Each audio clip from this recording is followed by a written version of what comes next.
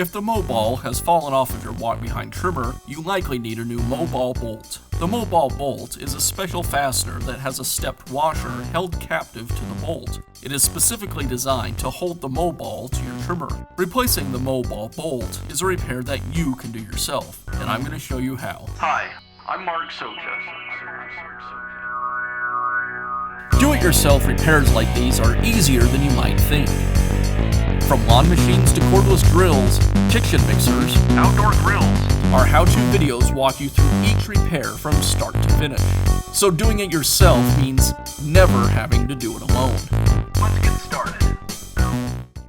I'll begin by removing the old Mow Ball bolt from my trimmer. I'll secure the shaft with a wrench, and then use a socket wrench to remove the mow ball.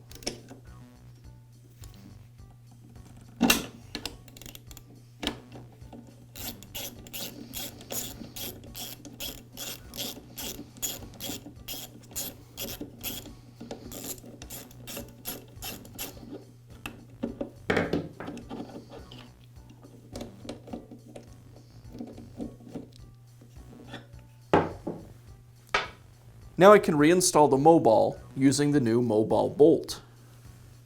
I'll slide the mow ball up onto the shaft, making sure it aligns with the ears on the shaft, and then secure it with the bolt.